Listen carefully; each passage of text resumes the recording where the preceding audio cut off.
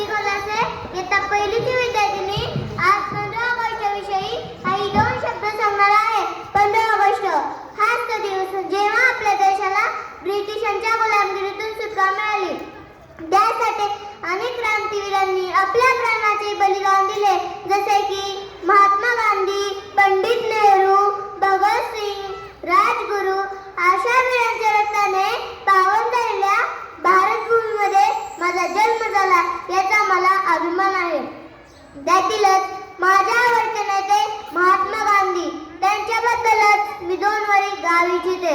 हम सबके थे प्यारे बापू, सारे जग के न्यारे बापू, कभी हिम्मत हारे बापू, भारत के रखवाले बापू, भारत के रखवाले बापू.